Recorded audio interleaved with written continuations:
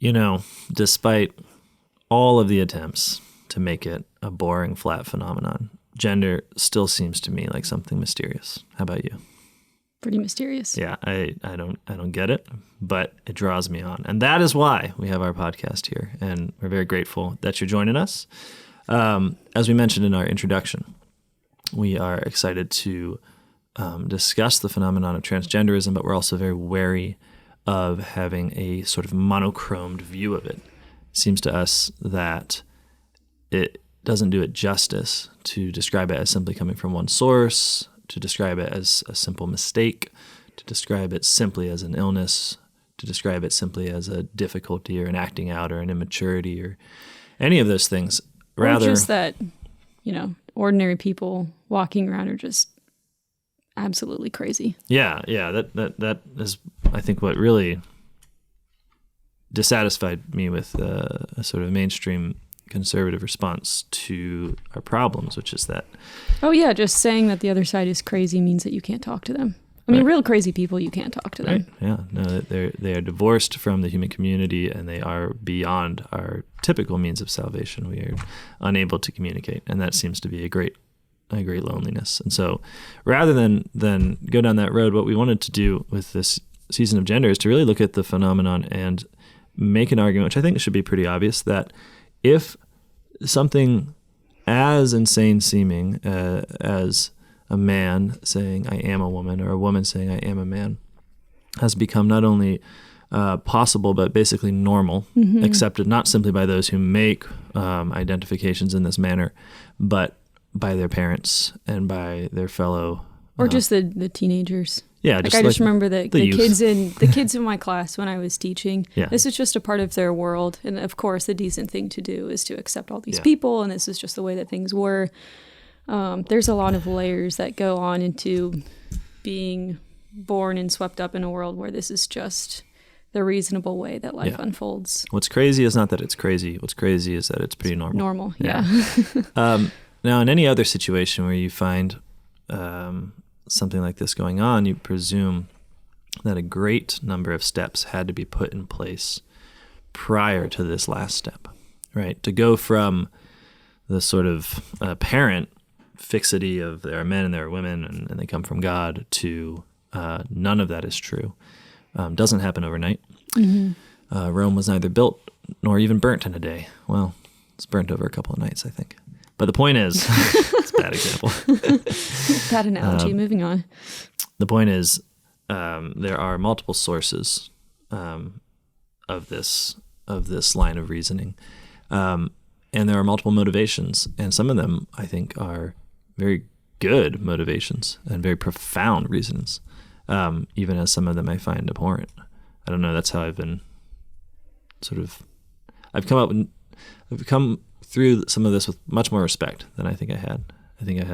Right, like in the sense that there's a real dissatisfaction to something that is fundamentally off. Yeah. And so they're reacting to something that is actually real instead of just kind of floating along. And it's always something beautiful in the reaction.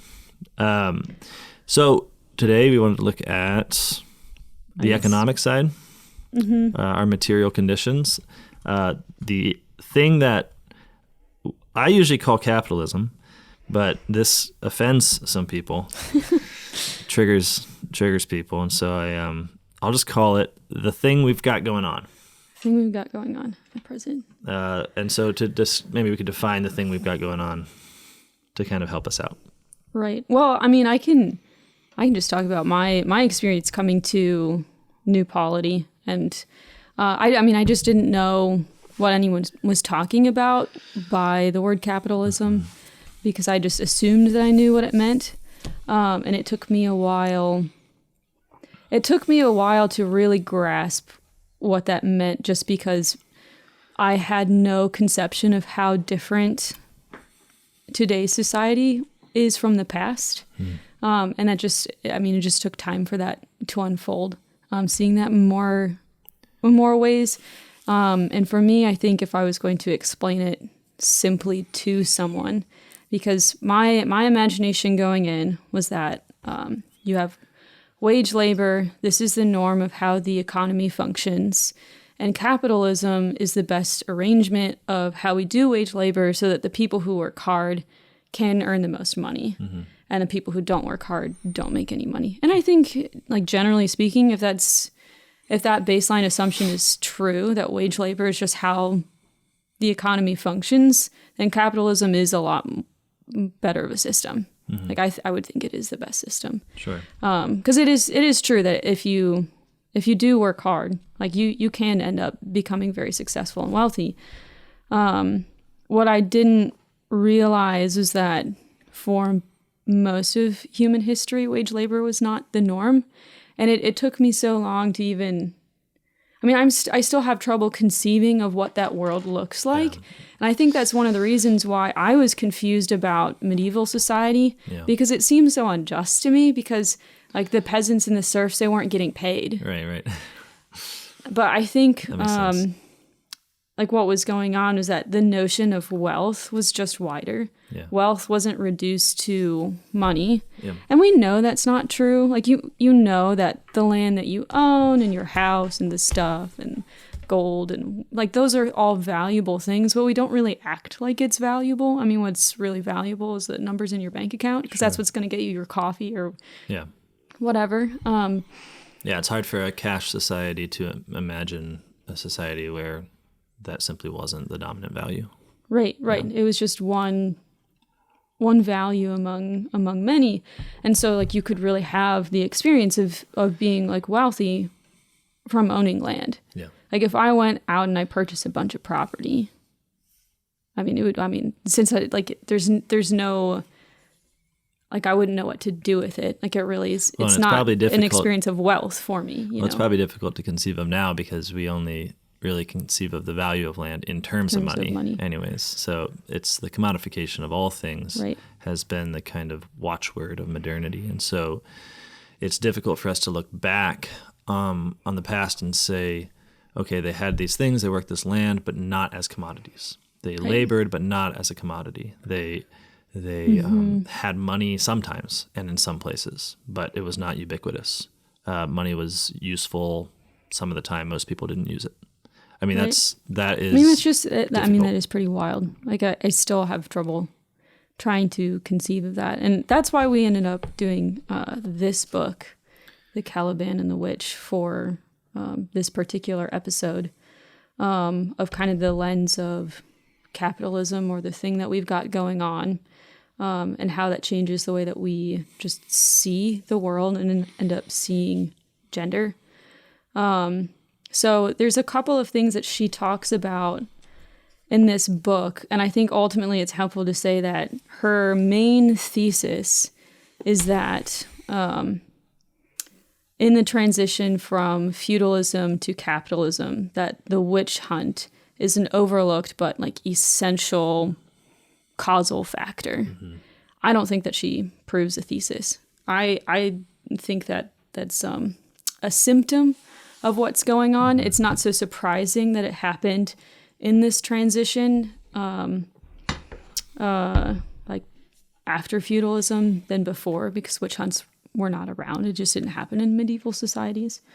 But that's her thesis. But the other thing that she does a good job exploring, and she does a pretty good job with her historical research, is what exactly was the shift from feudalism to the thing we've got going on today. Yeah. And I think the most helpful place to start is to try our best to describe the world that was lost, so that we can understand the effects of the transition.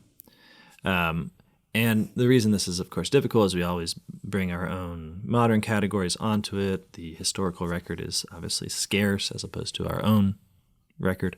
But I think a lot of this we covered in season 1 of The Politics of Gender, where we really were... This is just Ivan Illich. Just Ivan Illich, right? Yeah. We were just sort of like cool. learning this together, which I thought was really just an awesome experience. And now, hopefully, having gone through that, we can describe this in a more succinct way. So, well, the other exciting thing about reading this book, because I had low expectations. The Caliban and the Witch, I'm just kind of like used to, like, I immediately associate like witch and witchy things with witch talk, and just like kind of dumb girls and their crystals. I'm like, all right. what's going on in this book. But the capitalism came for the witches in the end. It made a commercial thing out of them too. Yeah, that's the sort of dated part of Federici's. Like the witch was an early feminist. Yeah.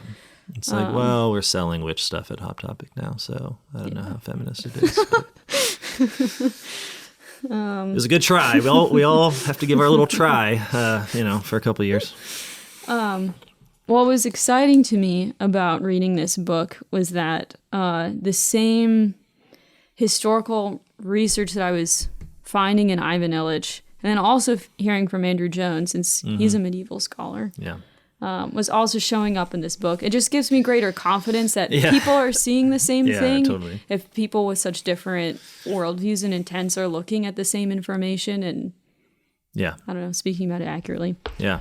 So, I mean, she's definitely coming at it from an angle, and she goes too far. But I think it is helpful to read, and for the most part, her footnotes are pretty good. Yeah.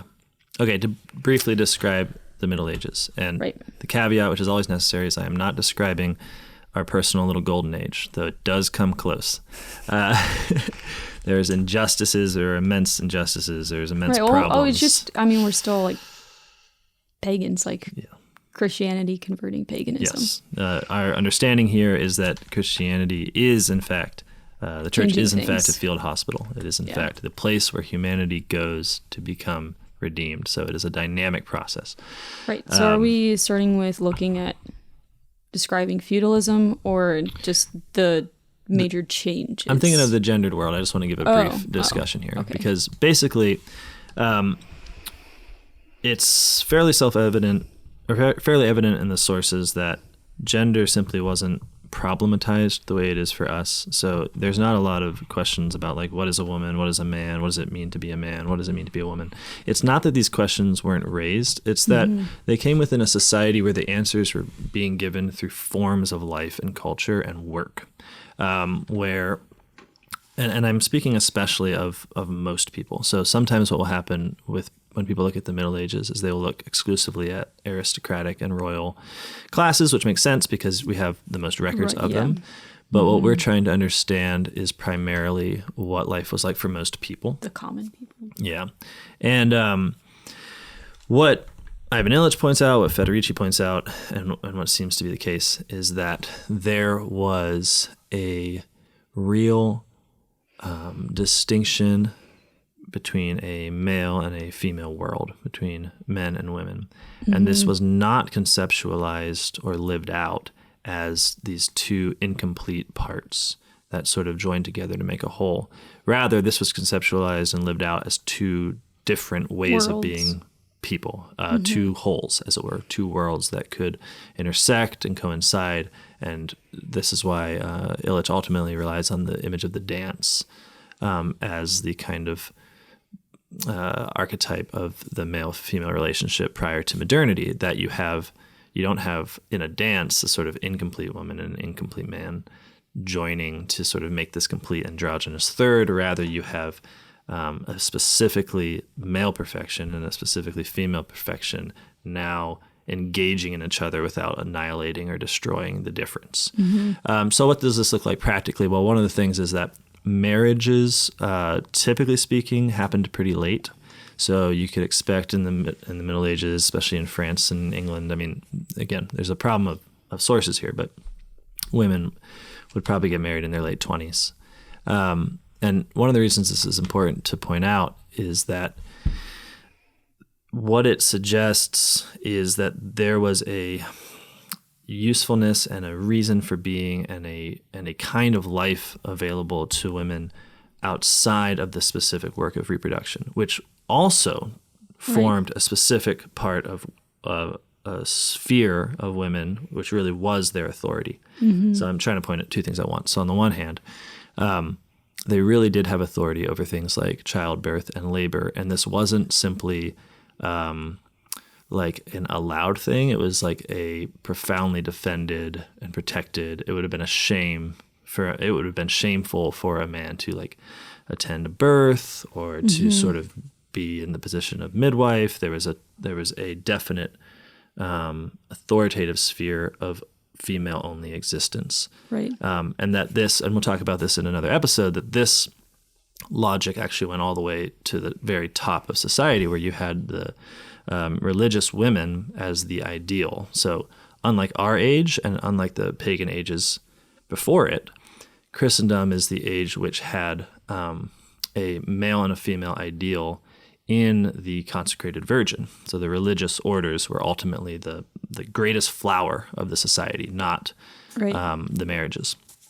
Okay, so there was these autonomous and authoritative spheres of existence, and then there was a honor and shame relation in which there was a positive communal desire to belong to those spheres. Yeah, which I think if you hear that for the first time, it can sound exclusionary. Like it sounds like the little girl like running up to like the boys' room, like knocking on the door, "Let me in." Yes. But I think something that really is missing in our current era, and I think a lot of women like will immediately recognize this, is that we don't really have an experience of women working together, and if we do, it's kind of oddly artificial. Yeah, it's like we're a women's only business. We support other women. We only hire women. Yeah.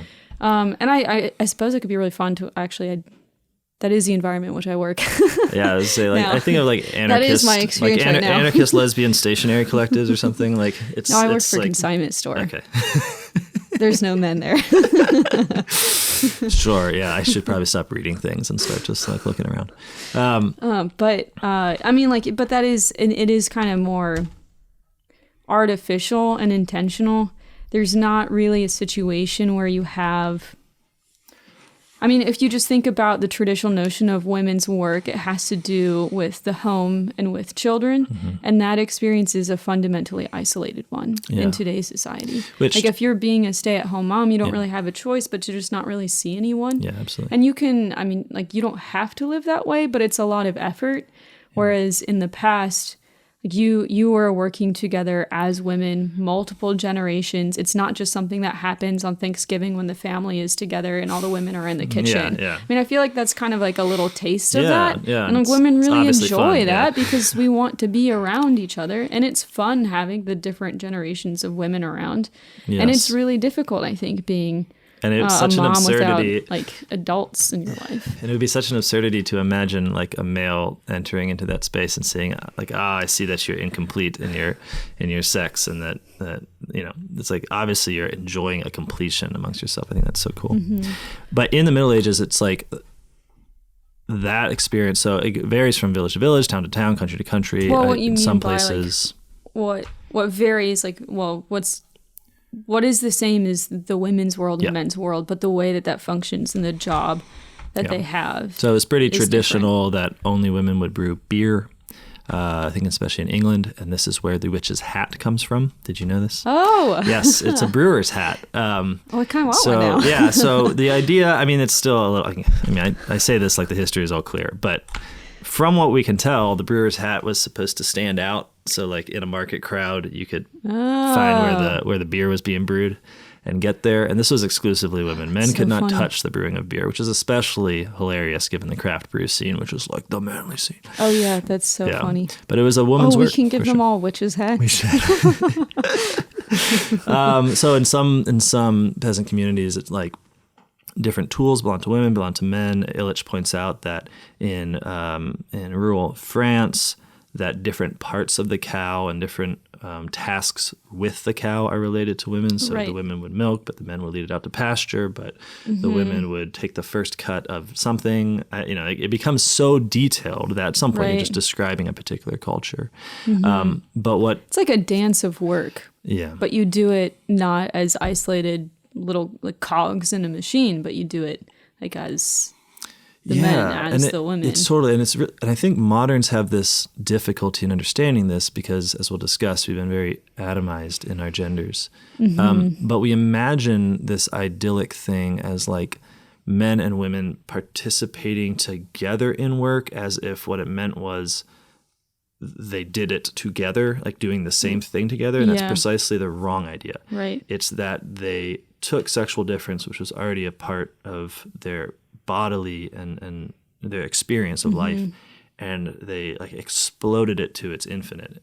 They were participating precisely as things that never collapsed into just one task. Right. So, I mean, they did work together, but I think there was an example that Illich gave of going out to the field, and they're both literally doing the same job, but there was the women's version of the tool and the men's version of the tool. Yeah. So you're still doing it as like within this gendered group. And he and Federici both describe this experience for women as like giving them something like real, like a real like power and a real belonging. I don't think the women felt that as an experience of exclusion from the men, because they actually belonged to something. They had their own club. Okay? Yeah. And one way to think about this is it's still present today. I mean, this is something I always have to remember. Like, we are the same people as them. Right. They are our fathers and mothers. So when we talk about them, it's not like this alien race or something. And what we can experience now is, okay, I'll take as an example. In the 19th century, I think, there was a researcher whose name I remember, J.F. McLennan. Yeah, that's right, the sociologist, McLennan. And he noticed a trend, as such thinkers tend to, of mock bride theft as a almost universal part of human culture. And I don't think we have to go too far afield to recognize that he was correct in his recognition that something about getting married inspires people to pretend like they're stealing the bride. Now he points to these wonderfully crazy ceremonies, like in Arabia, it's like they're chasing the bride on a camel, and in various Native American cultures, they like pretend to have a war where they all throw sticks at each other, and then the one party, the winning party grabs with the bride. Oh, it's very common. There's a robust tradition in we should Germany. Bring it back. And usually what happens is like the bride gets stolen and her father has to buy everyone drinks, and then they get the bride back. Yay. Now, what's obvious is that it's a joke, right? This is funny. People have been brought to the conclusion that this is because in the past it wasn't a joke, and I find that to be a bit of a leap. Like, somehow that it's funny and light now meant that in the past they really stole brides. But I think what you can see in this tradition, like it was a ritual joke so that people actually... I think the ritual joke, because jokes are only funny if there's something real. Like, like it's not funny to steal a bride if I'll just say it. Like, what is apparent is that there's something to steal the bride from. So the woman is useful. The woman belongs somewhere. You think of the psalm that says, it's often just spoken of in relation to Christ and his church, where it says, "My daughter, forget your father and you forget your people and your father's house, for the king desires your beauty." Mm-hmm. The sort of, up until modernity, the way to understand courtship and marriage was that you approached a complete world in which the woman belonged and was useful and had an identity, and you asked her to come forth out of it. And the reason that we can make fun of this or joke about it as theft is precisely because there is something sacrificial there. Like, there's a tear to be shed. Like, the woman is leaving something real. And I think it's asymmetrical, but I think there's something similar and we'll talk more about this, like in the male experience, which is that the woman calls you forth up out of a sort of completion, a perfection, a life. And now that's like the soul experience is women trying to get men to, man up and marry and such. But okay, the point is, the really interesting thing to me was how did this become a problem? Like, how did this become something that a sociologist is investigating as an oddity of human nature? I mean, even in our current bridal ceremonies, I think you see something of this when the father is the one to give away the bride. Mm-hmm. And it's pretty much socially expected that he'll be sad about it, like cry. Maybe you do a mock gesture of like, you got her kind of thing. So it's still present in us. But what's odd about our society, of course, is that there is nothing but the emotional belonging that the bride is being taken from. So, like, typically speaking, the child, and especially the female, is not involved in any woman's work as a woman. I mean, she's competing for work with men, but there's no woman's world, there's no woman's sphere. A daughter is basically useless, economically speaking, and the giving away is kind of reduced to an emotional tenor without, like, economic base, if that makes sense. Right. There's that kind of weight isn't there, but in a medieval society, because you're doing, like, subsistence living, the world of women and the world of men are both essential. And so when you're taken out of that world into someone else's house, like, there is a real loss in the house that you are it's leaving. an asset. They had to sometimes pay a lot of money for it. I mean, it explains a lot of traditions that we find very distasteful. And I'm not saying that it forgives everything about them. Like, there could be, like, buying a bride is obviously not what we want to go for. But the idea of compensating a family for the loss of a child is something that really only makes sense when we within a subsistence society, within a subsistence economy, where the presumption is that everyone is contributing there's a real in work. loss. Yeah. So just to kind of bring it back to the main question. So we're looking at the shift from feudalism to capitalism, and we're starting off with this world of subsistence living. Work is gendered, but it's like this dance. And wealth is not... Wealth can be counted in money, but it doesn't have to be. And so the work that women are doing, it's seen as obviously valuable and obviously as work, even though they're not earning money from it, because that's also true of the men's sphere. And that's what changes in this shift from feudalism to what we've got going on today. Yes. I think one of the first things that she points out is the commutation of taxes to money. Or just you pay your taxes in money now instead of in kind. And so if you were doing subsistence living, you would pay the Lord in whatever actual wealth that you generated, whether it's like chickens or wheat or cloth. But as soon as the Lord started demanding money for their taxes, because it's more potent, it can become anything that you want. Like, a cloth can only be a cloth, a chicken can only be a chicken. Then suddenly you have to be a lot more dependent on, I can't remember if she says it's the merchant class, but I mean, you have to exchange it for money. Correct. So that you can pay the Lord, which means that now you're dependent on this outside source instead of just yourself. So you've created a layer of dependence. And Illich goes further to point out that when you move from in-kind taxation to monetary taxation, it also becomes sexless. So the in-kind world was the world of women's work. So you mentioned chickens and cloth. Well, the first thing that jumps to my mind is that, well, cloth would have been produced by women. And when we actually know this from records, when taxes were and I should say it's rents, technically. I mean, customary rents were paid to the Lord. They were paid differently by men and women. Like, the movement of wealth upwards through society came from two worlds. So whoever was doing cloth, which typically was women, would pay in cloth or chickens or whatever the case may be.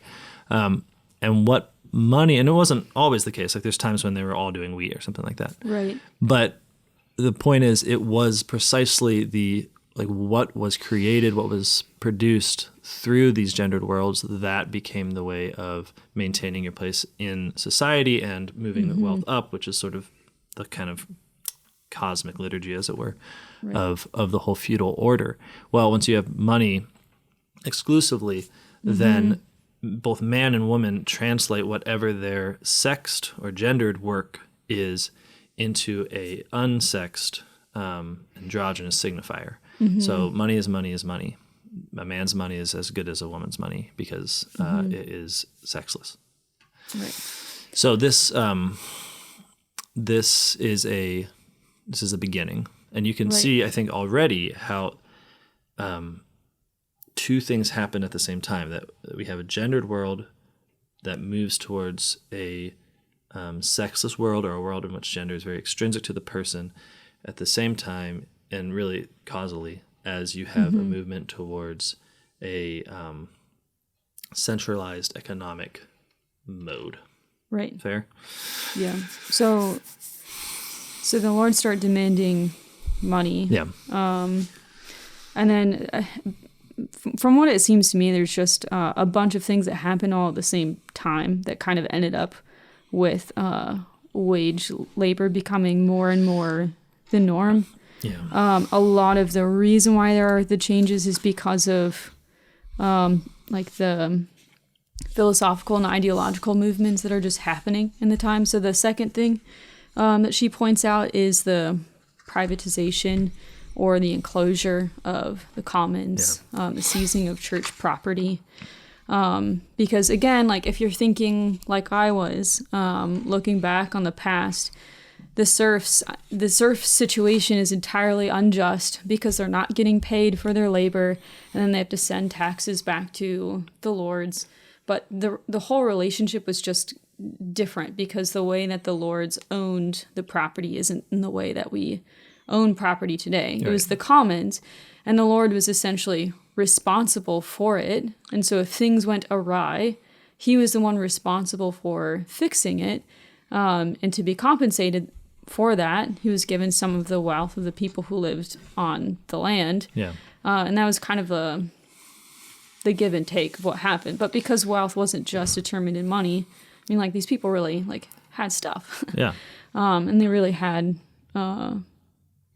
wealth in this life that they were living. To have access to the commons and to have land, because it was that, but then they also tended to have strips of agricultural land on the Lord's land. When these lands were taken, often church lands in the Protestant Reformation, or through enclosure acts, where under the argument that the land would be more productive if it was privatized,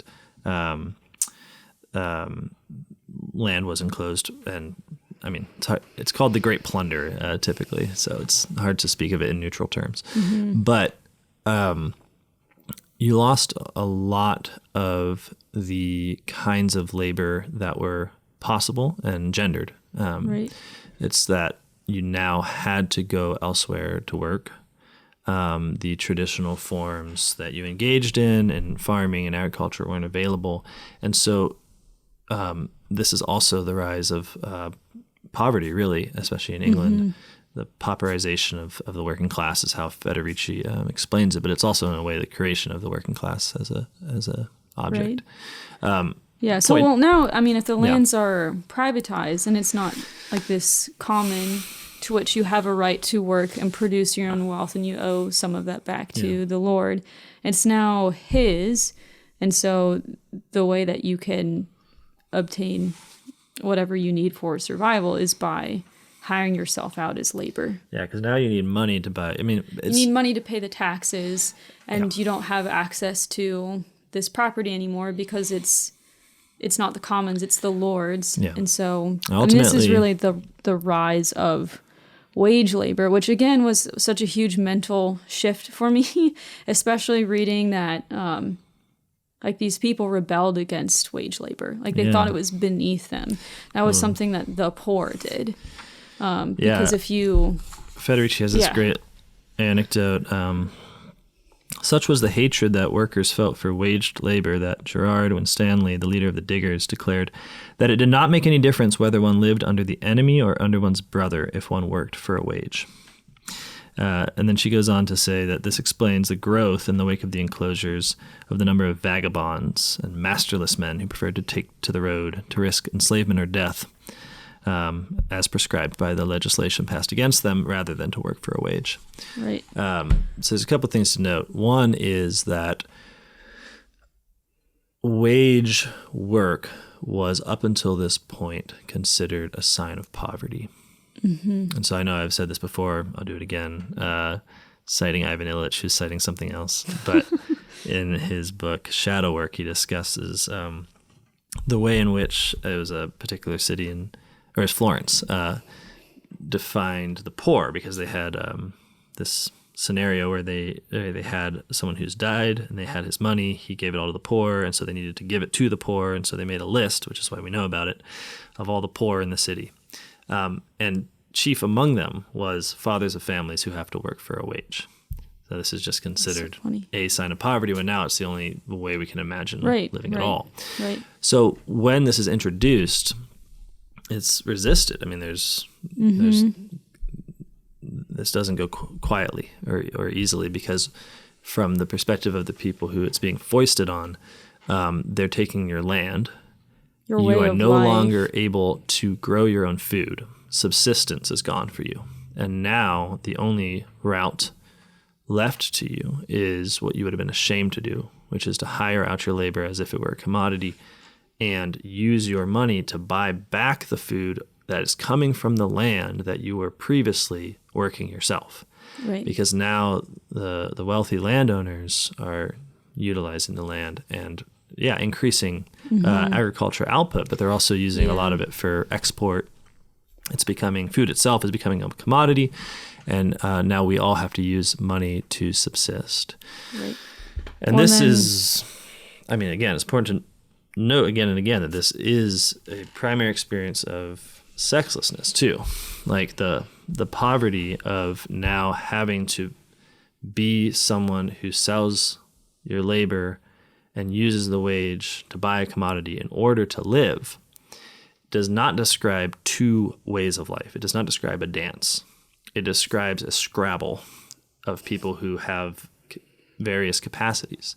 And it's a scrabble that women always lose because they have children. They have little kids and they have pregnancy. And so what seems to be a kind of neutralizing effect, because this is often how attacks on feudalism are described, that like it's all unequal. Right. Rents are going up to the Lord, and what does the Lord really do to deserve that, et cetera, et cetera. And so there's a rationalizing in the enclosure laws and getting rid of all of these traditional rights and customs and getting rid of in-kind payment and just having it be money, because now aren't we all on the same playing field? I mean, we don't own the field anymore, but theoretically we're on the same playing field, right? And that would be true if there were no men and women.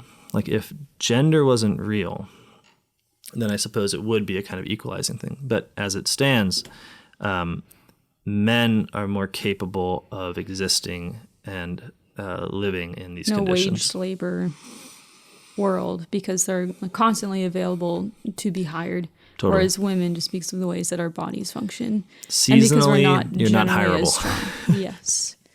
And there was something else that she pointed out too.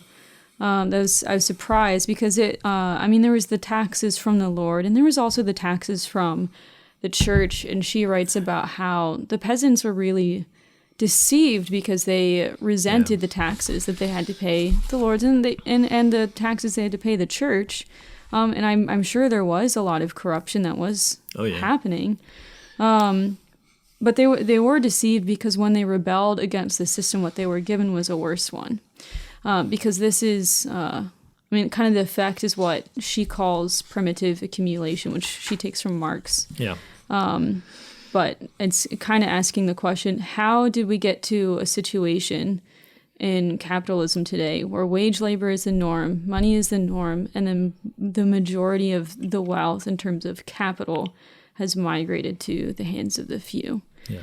And so, like what I'm seeing happening is that the common people have less and less access to wealth. Now, granted, at that time, they didn't have an absolute access to wealth. They didn't absolutely own the commons. Yeah. They didn't absolutely own their stuff because they owed something to the Lord. But they also had greater access to that land and to that wealth. And now it's absolutely cut off from them. Yeah. And you really do have, in some ways it's just not a complicated scenario. Like this is the beginning of poverty that did not exist prior. This is mass starvation, mass hunger. Well, because you also have the movement of people who, I mean, there's the wage labor that's happening in the same like places where subsistence living was happening, but you also have a big movement of people into the cities. And I mean, you certainly don't have access to the same kind of life that you could have been living.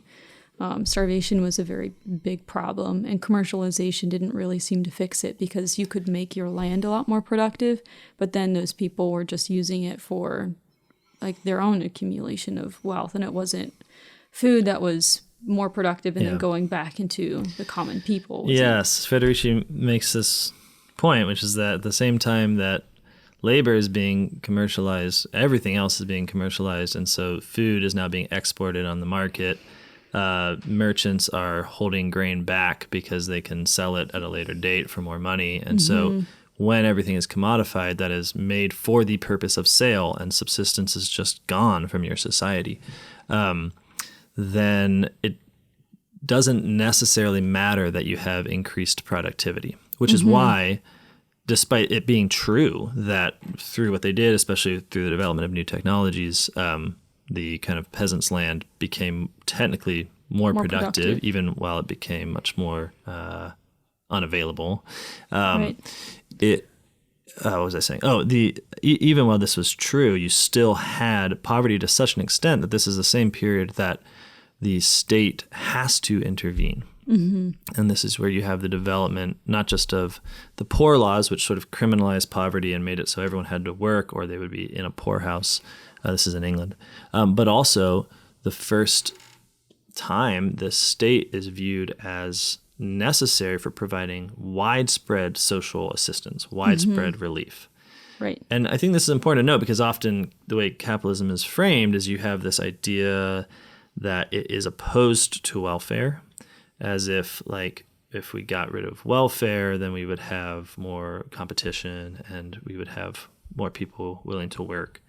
And to some extent, that's true in any given scenario. Like but if wage labor is just kind of the bottom baseline. But like, what's important to note is that we only got to that state because of these kind of early moves towards free market, or early moves towards a not free market, but just the movement of everything being done in money. Sure. Yeah. I mean, I think that is helpful. It's capitalism. It's just moneyism. There's a world in which money wasn't everything, and now we live in a world where money is everything, and that's the way that it's evaluated. You could control things a lot more easily through dollars. Yeah. But this is kind of marking a shift, or at least in my head, of the conversations of what she's exploring in the book. So, like, what caused the shift from feudalism to the thing that we've got going on today? So, like, taxes are paid in money, the enclosure of the commons, the rise of wage labor, commercialization, and then there's the question, well, what is the effect of this on women, on the common people, and on the gendered worlds? And one of them is, the problem of the poor. This new tension arising in cities, the state having to intervene not only in welfare, but also in kind of gendered norms. You had all this tension in the city.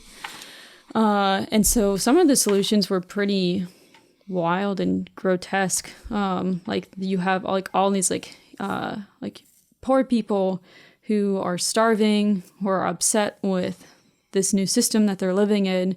And so to ease some of that tension, some of the solutions in different places were to legalize rape of just the poor women, not the upper class, but the poor.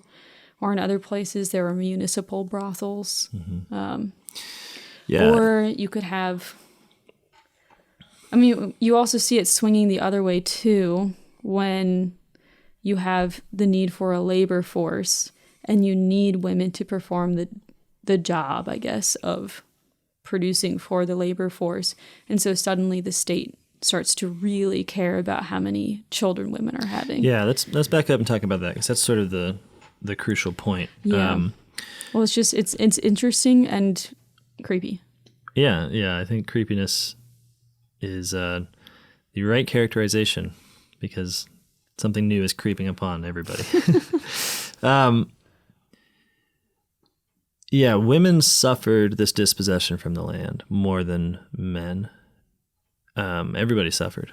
It was the experience of being dislodged or disembedded. Mm-hmm. And part of that is a spiritual experience. In Christendom, people experienced themselves and received their identity from the place where they belonged. So when we began this discussion, we talked about how it wasn't really problematized, this being mm-hmm. a man or being a woman. And what I want to narrow in on is the fact that that's because identity really comes from place, belonging, and ownership, and family. And these are precisely the things that people are being disembedded from in this movement towards a sort of money-worshipping world. Mm-hmm. Like, you increasingly have to leave your family and get a job elsewhere. You increasingly have no land to call your own and no identity that comes from that land. Like, you're mobile. Mm-hmm. And you can be mobilized to other places. And very often you, in this early stage of capitalism, you've just left the land and now exist in the city.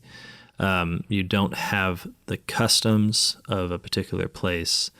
One of the things the capitalists did when they banned the commons is pretty much de facto, but sometimes de jure banned the saints' days. So this is in the Reformation England, where you no longer have the kind of festivals and feasts that would take place on the commons.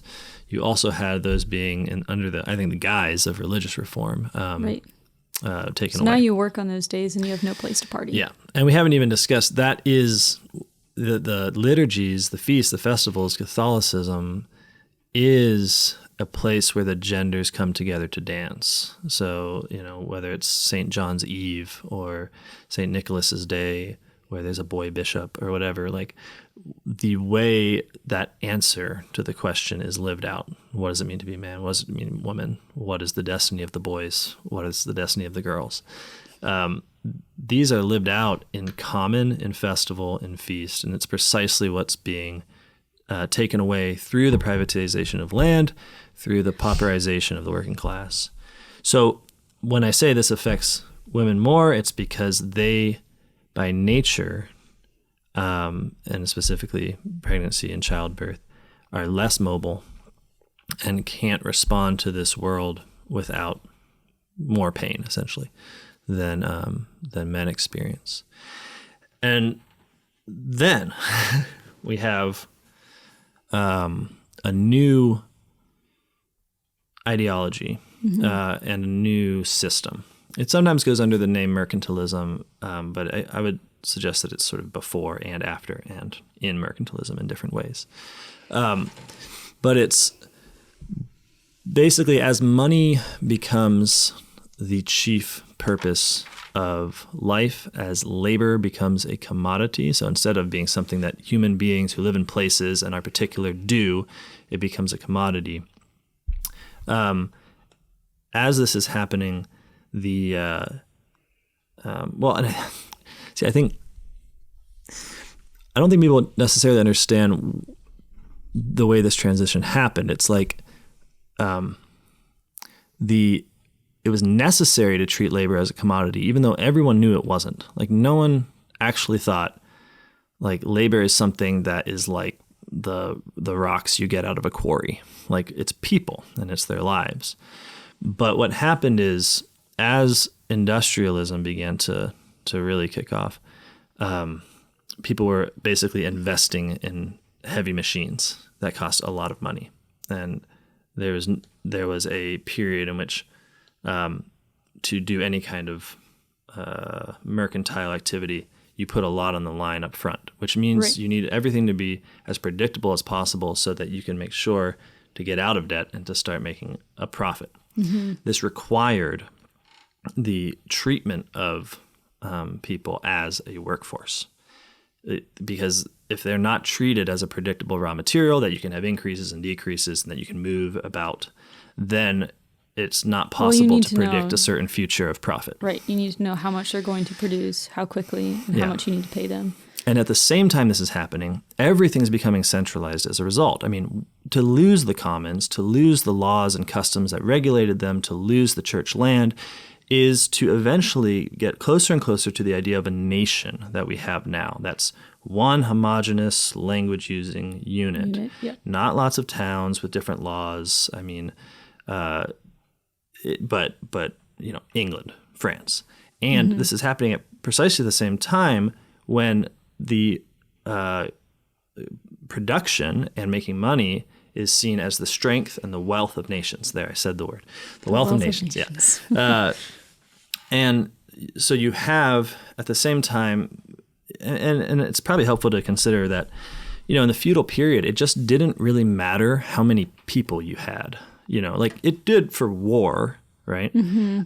But basically, if you were in charge of villages, well, you would obviously not want, famines or plagues to wipe out your population or something. There was not this sense that if we had more work and we were producing more output, then we could have a stronger state or something like that. It just wouldn't have even made sense. The words weren't even there. Yeah, well, because it was so local. Yeah, I mean, everything was... You didn't have a national sensibility in the same way. Yeah. There was just a loyalty to your place and your people, and your concern was just that, what was around you. Yeah, like even wicked concerns were concerns of lords over their particular place.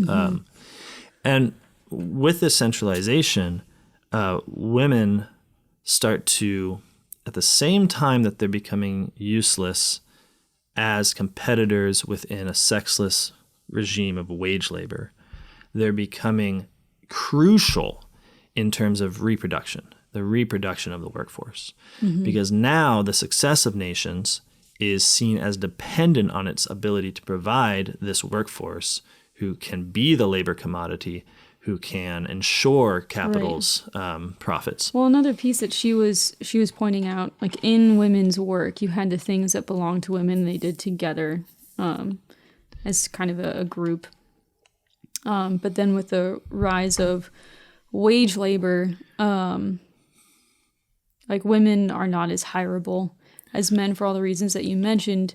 And so I don't know exactly like how it came about, but I mean, you really do see like women being kind of pushed out of even the jobs that used to be theirs. Like I think making beer was one of the examples that she gave. Yeah. Now, because it's like a wage labor job and eventually women were excluded from wage labor, this is no longer a female practice, but a male practice. Or you see in the introduction for the first time of male doctors into childbirth. Like this now becomes a medical procedure that men administer, and it's no longer belongs to an authoritative. Not only are women just not as good at making money because of their natural vulnerability, our natural vulnerability, but women are being excluded from the labor force, so that your really only like functional job is to produce the laborers. Yeah, and this doesn't... and it's a real value. Oh, it's I mean, the thing is, it's not true what they say about it, right? It's not actually producing, like, it's love, it's marriage, it's children. It has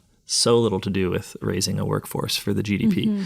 But the point is that human life is now intersected by this state concern. So you're not just receiving what it is to be a woman, what it is to be a man from below and from beside you, like your peers and your land. You're receiving it from above as a goal that's fundamentally sexless. So the state's goal is money through production.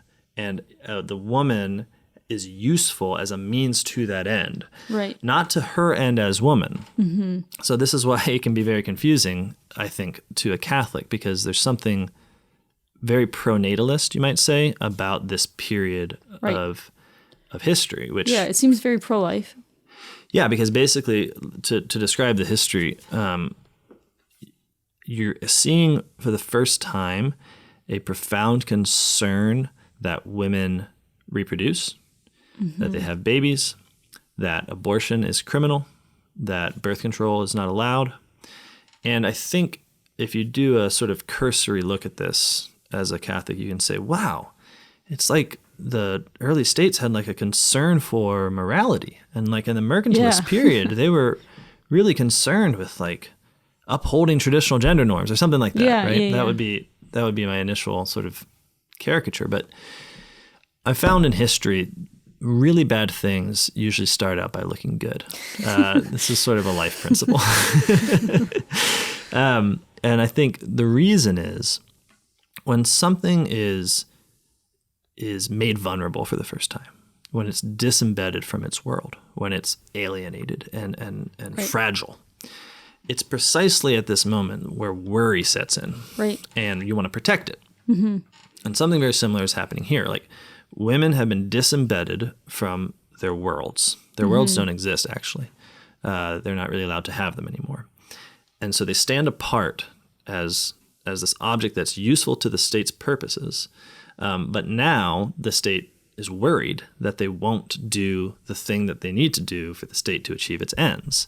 And so you do see a pronatalism. It's there. It's criminalizing abortion. It's criminalizing birth control. It's and this is where Federici has the theory that it basically leads directly to witch hunts and such.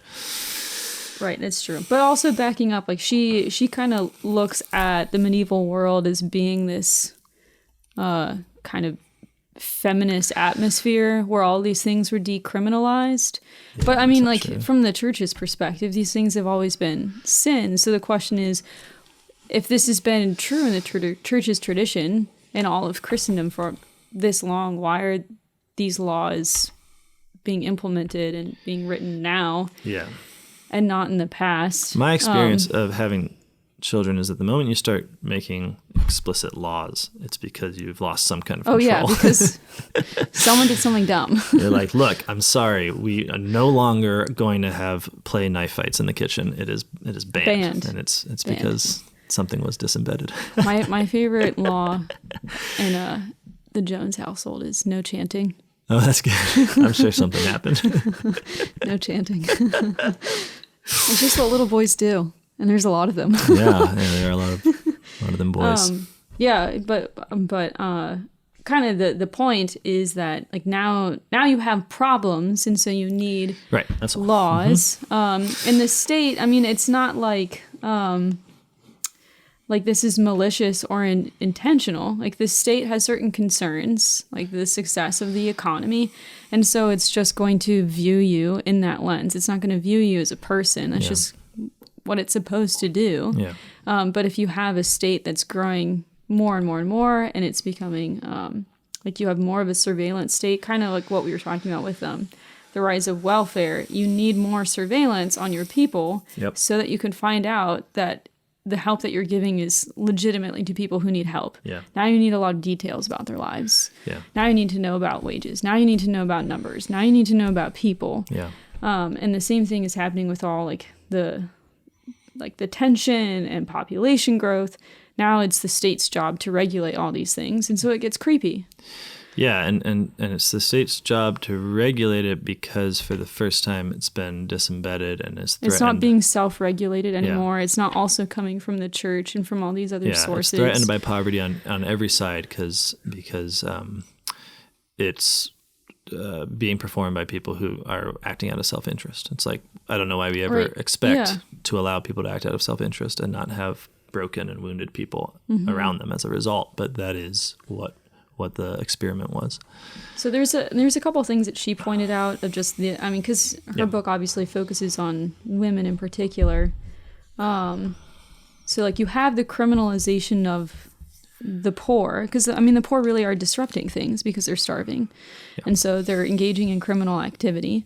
Women are a lot more vulnerable in that situation. The criminal activity that women turn to is prostitution. So you have a rise of like a ton of prostitutes, and then this isn't good for the society, and so the state kind of cracks down by making it illegal, which tends to just further hurt those women who are already starving and having a hard time with money in the first place. You have a lot of weird puritanical laws. With the state really getting, the church has always had very intimate laws about sexuality, but now you have the state enforcing them, which is not what was done in the past. And I really like that she pointed this out. And just in general, you kind of had a cultural and also a legal infantilization of women.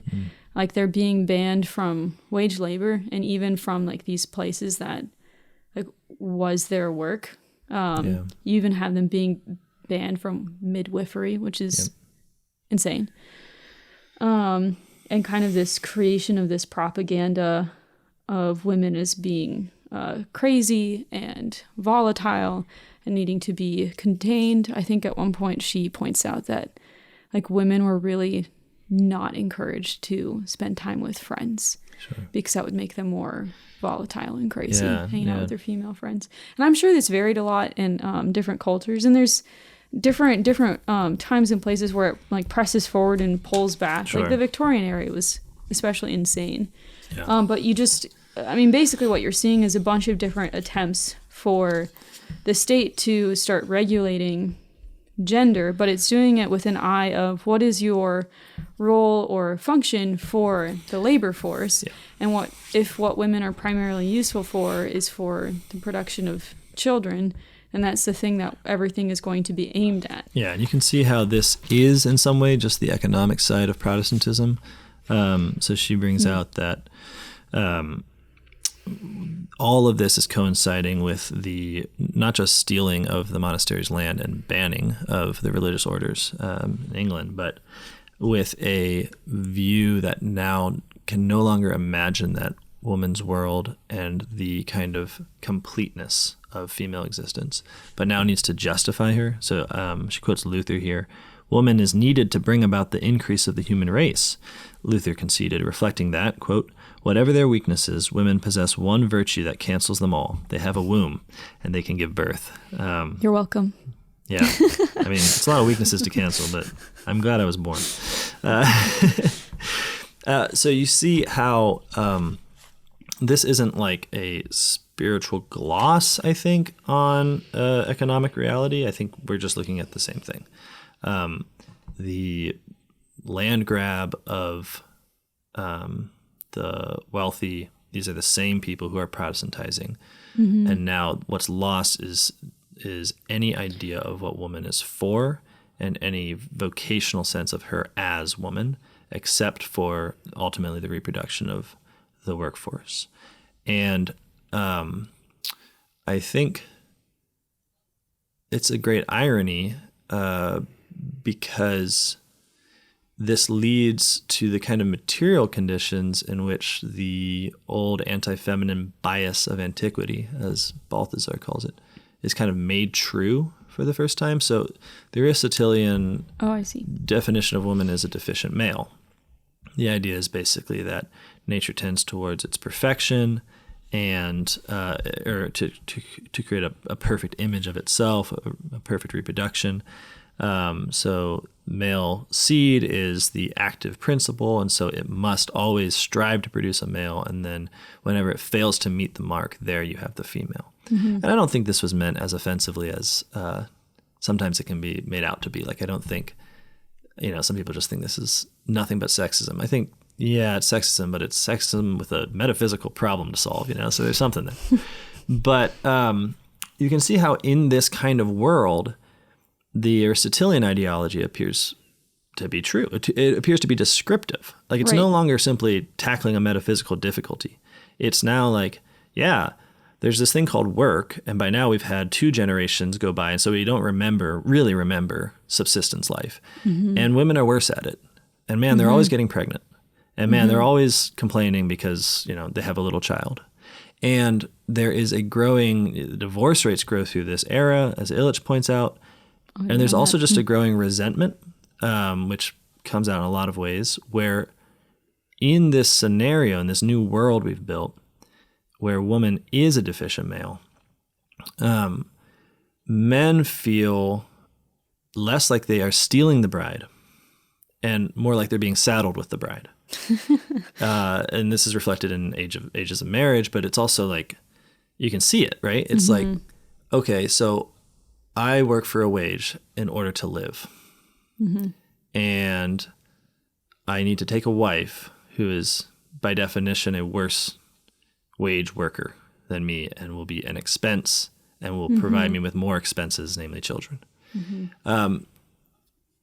And that's probably the worst thing I can imagine. Thank goodness that men and women love each other. Because if they didn't, if it really was an economic, sometimes the Marxists make it sound like that's what is actually motivating us. And it's like, I think the evidence that it's not an economic relation is the fact that we still do it despite these conditions. Right. Still get married, that is.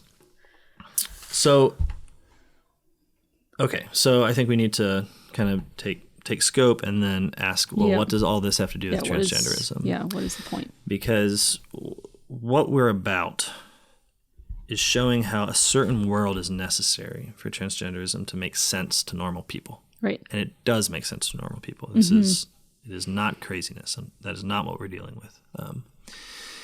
Right. So I guess the first thing that I'm seeing is that, like, okay, so now we're living in a system where the way that gender is done is fundamentally different from the past. Like, it's been broken. We're not doing the same thing.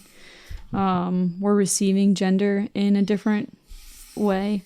We're no longer receiving gender from really like working together in this togetherness, marriage, solidarity. Well, I was just thinking of the gendered worlds. Yeah. Like you have a notion of women being women together. Yeah. And I don't think that we really have that idea as much. Oh, and you can see it really in the Victorian period where it sometimes it goes under the title of the woman question, and it's literally like idle rich people asking, like, why do women exist? What is the point of that? And you have to have sympathy with them because they are at the end of this movement in history, which has been the eradication of the authoritative sphere belonging to women, like right, which was the hard won 1,000-year fight of Christendom to carve out of paganism, where women were treated basically at the same status as slaves. Philosophically, anyways. I'm not saying common people. Who knows? Yeah. Okay, so you can see that we're at the end of this long period, and that women are now a problem because they don't make sense, and this means that gender as a whole is a problem. Mm-hmm. Because if women don't make sense, actually men don't make sense. Right. Because we are in relation. We know what we are because we know what the other is. And you can see why at the end, going to 18th century into the 19th century, there's this great resurgence in this idea of a one-sex theory of humanity, where basically the male is the thing and women are some version of that. Right. Yeah, we experience gender differently. So I guess one of the takeaways that I got from this is that, like, through this shift from feudalism into capitalism, even my experience of traditional gender norms is fundamentally modern. Yeah, right. I think that's it's helpful to keep in mind. And so, I mean, this isn't as directly tied to transgenderism, but it is more tied to feminism, which is a movement that comes before this. Yeah. There is an actual rebelling against, like, a new form of doing gender, which happens because of this transition. I mean, you just look at the Victorian era and you know it's messed up if you just start reading the literature. So there was a real reaction to this not being done well. And even like traditional gender roles are not, they're connected to like what has been done in the past, but it is different. Yeah. I mean, if you mean by traditional gender roles, like getting married at 28 and brewing beer, then I guess we're talking the same language. But if you mean like reproduction as a sort of now let's be clear.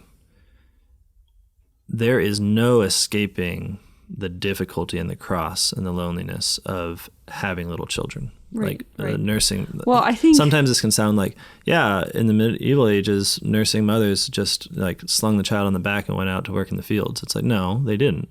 There's a seasonality in women's life where, yes, it was accompanied by a community that is now foreign to us, like a community of grandparents and mothers and daughters and women coming together for the care of children. So I don't want this to sound like idyllic. Right. But I guess Federici talks about this, and Ivan Illich talks about this, is like you kind of have the invention of the housewife. So instead of these gendered worlds where you work together as women, as men, you have the housewife who is isolated and runs the household by taking the commodities that her husband, who is a wage laborer, buys. And so you have like this like double dependency that's going on. Like the man is dependent on whoever is giving him the money, and then the woman is dependent on the money that the man is giving her so that she can go buy commodities. I mean, this is just a different way of doing gender. Yeah. And so that was one takeaway. The other takeaway that I got was just kind of a theme going on, that the connection between how we understand gender and our relation to work. And so when work changes in the way that we do work, as society changes, the way we understand our role, our gender, it switches over time. So in this transition to capitalism, gender seems to be isolated. I mean, everyone is isolated and just becomes like an atomized cog in a machine. It also becomes functionalized.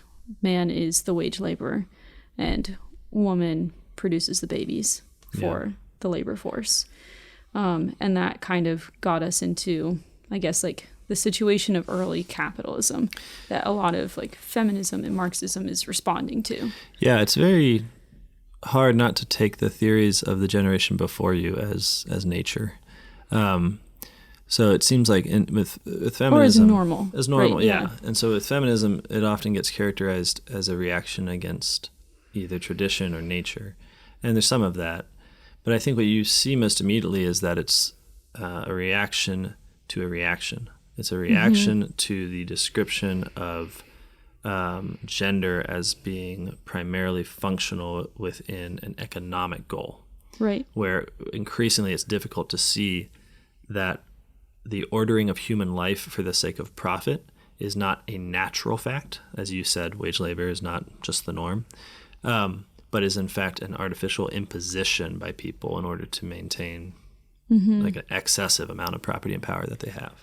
So when you react against this functionalization of gender, I think it often felt to people like you were reacting against like nature or like what God had put in place to say like, actually, it doesn't seem to fit me to want to just have kids and raise them in this house and give them a college education so they can make money for the market kind of thing. It's like that kind of malaise was the right reaction to have to this way of describing gender.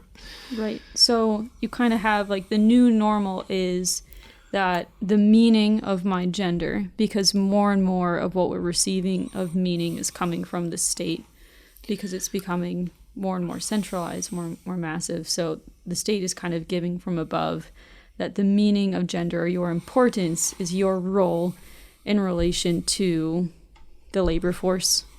And so that's kind of the world that we're born into and what seems natural.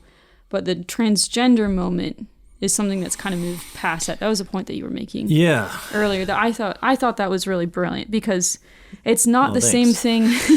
It's not the same thing as going on, because I think there really was a reaction to like, I don't like being reduced to a function, at least with feminism. But that I don't think is what's happening in transgenderism. I don't think it's merely a I think the reaction to just like the reduced meaning of men and women in general plays a part. But it's a different kind of thing that's going on. And again, we're just focusing on one source here. So I don't think like this is... Well, it's like how is this question of like how is this transition from feudalism into capitalism? Like how does that provide kind of the new normal? For I mean, it seems like up until, I don't know, I mean, a historian would place it better, but I think you had a reasonable situation in which it really did feel like nation states were sort of the end of history, that it was natural and normal to be organized for the sake of production and profit.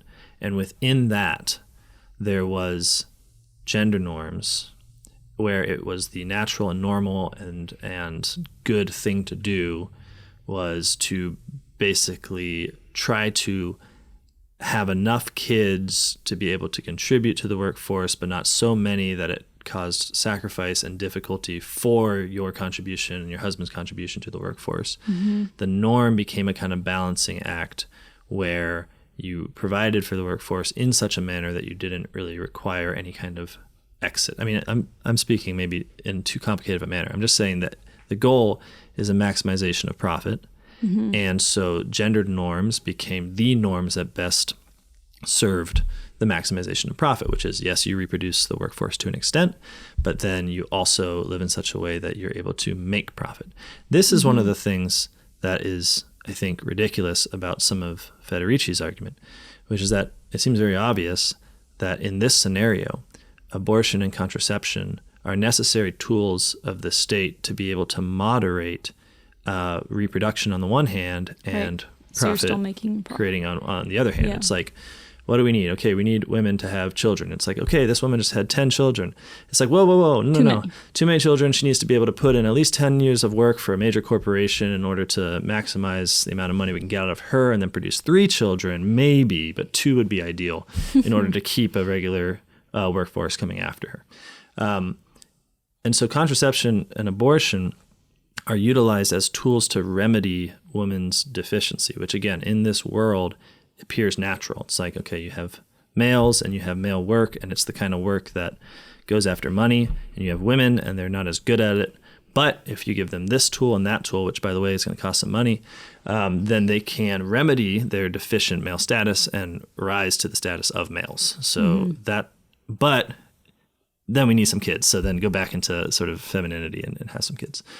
Okay, so this was for a long time a sort of consensus. It was normal bourgeois morality, right? Mm-hmm. You were a little bit gross and disgusting if you had too many kids, and you were a little bit irresponsible and selfish if you didn't have any kids and just were working. This is the source of the plots of innumerable bad romance movies where the woman looks in the mirror and says something like, "How can I have it all?" Where all means kids and money. You know what I'm saying, right? You've seen these movies. Yeah. They're great. Oh man, what a blast. Okay. Now that all made sense. And I think that our sexual ethics, I mean, maybe I'm just a pessimist that there was no just like divine condemnation of all this and a shattering of this system, but it's just seemed to plow along unchecked until recently. And I think if you want to ask, well, what economically changed? It's that we shipped all of our jobs overseas. So what I mean is this, it makes sense when you're actually laboring to describe women as the reproductive element of a workforce that can sometimes labor through these certain tools, and then men as just fundamentally they labor. Right. And then you just sort of moderate, you do some maternity leave here, some contraception there, and you maximize your profits. That made sense when we were working, like when there were factories here, when Pittsburgh was making steel. But basically, like when the division of labor made sense because women didn't want those jobs, right? And men were obviously better at them. Yeah, when men were working in such a way that they actually felt like only they were capable of it and they were proud of it, and when women were proud to be married to those men, when there were enough jobs that they could do on the basis of industrial organization. So like you have to have secretaries, you have to have, it's basically the post-war ethic. Like you have actually the release of women into the workforce, or it's described as a sort of release, and they stay there precisely to do jobs that men don't want to do. So the sexual division of labor is sort of carried up into industrial production. But then when all of our production goes overseas, a really fascinating thing happens, which is... the division of labor starts not to make sense anymore because of the kinds of jobs that everyone is doing. Like anyone can shuffle papers. Yeah, I mean... anyone can sit at a computer screen. Graphic design or something. Yeah. Yeah, so there's no longer this sort of necessity to distinguish these roles. Now, this is where I think... it's actually a phenomenon of decay. It's like a feeling of malaise. It's not like some next step, because now now women who still have to reproduce the workforce have all the jobs available to them. Mm-hmm. So it no longer becomes this sort of balancing act. Rather, it becomes this crisis of like, there is every job in America that you could succeed in and climb up the corporate ladder, and you're going to get tons of grants from the state because you're a woman to do it. And then you have kids that kind of ruin that. And so pronatalism in our age becomes very weird. It becomes like desperately trying to put the brakes on things, and saying like, don't you want kids after all? After you spend years, making the female CEO as like the ideal of every girl's existence. And in the meantime, guys don't really have work as guys. It's sort of what you would expect, but now everyone is a deficient male, including the males. Right. Yeah, I remember one of my friends put it this way, just like men just don't have the experience of being needed because anyone could do their job. Yeah. And then even the state with like welfare has taken care of a lot of those complications. Yeah. Men just aren't needed. And that's why you can have women parading around like, I don't think that we need men. Yeah, totally. Those things, I mean, I should never click on those little videos, those little interviews ever. It's always the same. But I mean, it is kind of wild that like we live in a society where, I mean, it's kind of like in the Victorian era. How did you get to a point where like, people were legitimately asking the question, like, why do we even need women? Yeah. And then now you have women who are legitimately asking the question, why do we even need men? Totally. And it's just, it really is just an appearance. And we certainly do, but we just don't see it anymore because we push it to the outside. Well, we push it to just like the lower class. Well, everyone in the middle class, like we're all doing the same kind of beige thing. Yeah. Well, we pushed it to China. Yeah. I mean, this is what I find to be fascinating is that we need the traditional gender norms of modernity to be maintained just in other countries. So, like, we can afford to say, okay, we're going to become a consumptive class of white-collar workers, but in China, they need to run factories. And in South America, they need to run factories. And even within our own community, it's like we need to call Mexicans to do the roof. And the point is just that that's funny. We rely, so true. And let me tell you, it's all guys on the roof, right? Oh, yeah. And the point is that we rely actually on the maintenance of these conservative gender norms in other places because I think two things are happening here. One is that one of the things we haven't spoken of is that a crucial part of capitalism is the production of new desires and new markets. It's for the same reason that capitalism had to expand across the globe, it also has to expand in terms of creating new consumptive desires in people because the money machine has got to roll. Yeah. You always have to be producing because if you don't, you're going to end up at equilibrium and you are not going to be able to get capital to pay your investments, and you're not going to be able to, you're basically approaching subsistence life again. Right. Like that's the problem. Okay, so in this scenario, consumption becomes as important as production because consumption is the sort of passive principle that calls forth the activity of production, which in turn pays all the wages and keeps the world from collapse.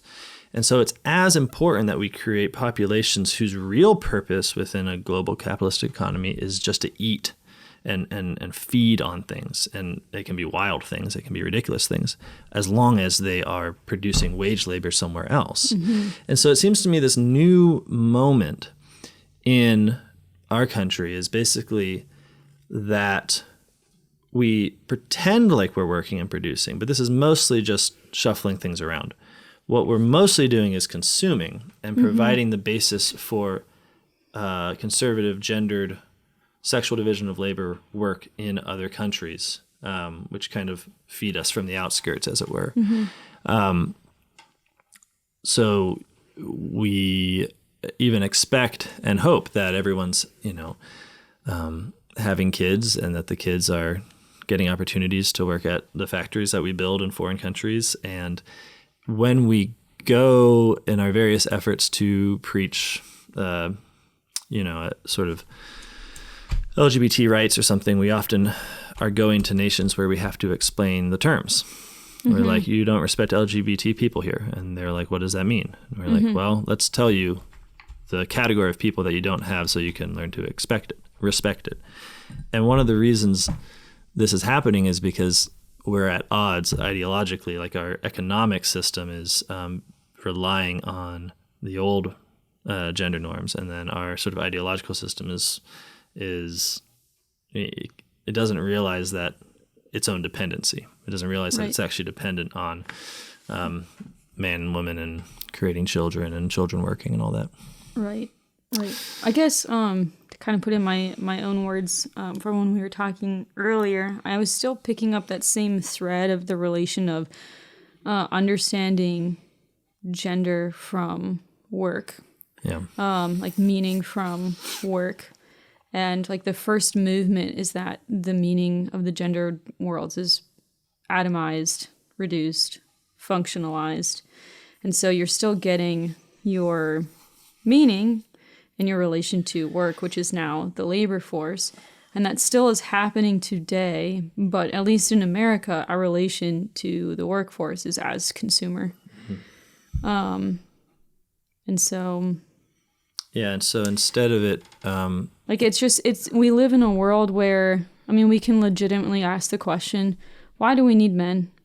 We can legitimately ask the question, why do we need women? And we're taught how to be consumers. And so that's the way that we also kind of approach gender. Like, maybe I don't like this functional role that's been assigned to me. Like, I'll just consume a different one. Totally. And it doesn't seem so wild and crazy to do that, because the contributions that men and women uniquely bring is just not so obvious, and it's not so apparent in a consumerist world. Yeah. Because anyone can do anything, and anyone can be anything, and anyone can buy anything. Right, because all you need to do is something that will get you money. And then the world is open to you. Right. So I guess to kind of answer the question that we originally posed in the introduction, like what kind of system and what are the layers of the system that we're seeing through that allows transgenderism to be normal to your normal person, is we live as consumers. Now I'm losing my thought. One of the things I initially see is that the sorry, okay, it's my wife. Oh man, now I'm thrown off.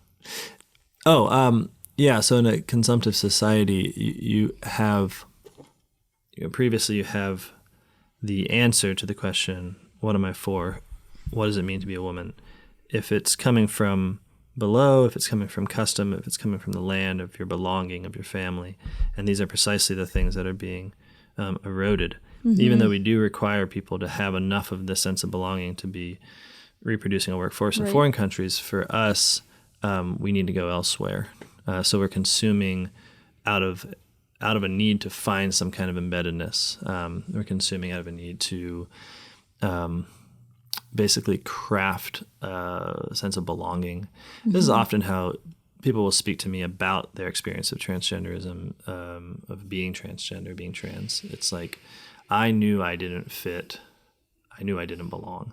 And what I wanted was belonging. And I saw this group, which appeared to me as an object that I could join. And I identified with them more strongly because of all these various feelings that I had. And I think that's really crucial to acknowledge. It's like, yeah, you do live without a clear source of belonging. Right. And the only thing you're told about maleness is basically antiquated now. Like the idea that it's necessary, to be strong. It's like, no, it's not. No. You don't have to be strong at all. Like, you can be a complete nerd and just spend time on your computer all day and make loads of money. The rulers of the world are pretty pathetic, I've noticed.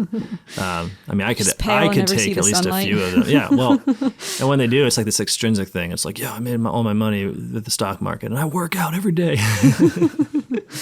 Okay, so the point being that it makes sense to be disembedded in this world and to look to the other gender as providing a kind of objectivity that you might be able to grab onto and then have belonging again. Or even if you are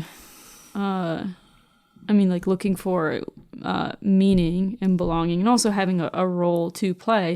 It doesn't even necessarily have to be that I look at men and say, I want to belong to that group, because being a transgender man is its own category, is its own group. And I think, that seems to be, how transgender, a lot of them see themselves.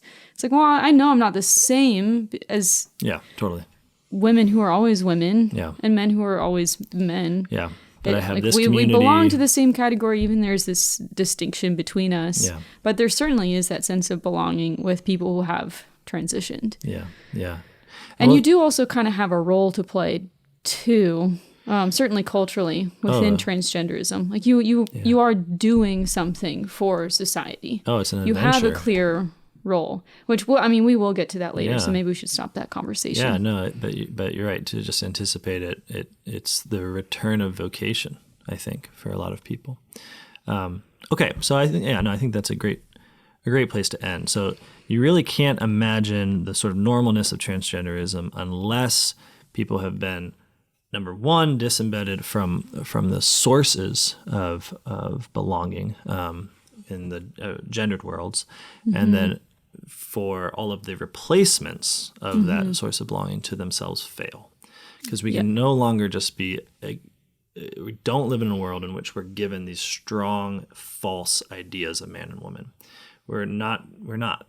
No one says anything because the ubiquity of money has become the dominant life form, and it has nothing to say about gender. There's no distinctiveness at the end of the day. Whatever makes money will make money, and it doesn't matter what kind of chromosomes you have while you do it. And it seems to me that this kind of reality, this kind of economic reality, is necessary as a sort of base from which to look out and say, I can sort of pick what I'm going to be and how I'm going to be it as a free-floating commodity. Right. Well, I think that wraps this up. Hey, thanks for listening, everyone. We will see you next time.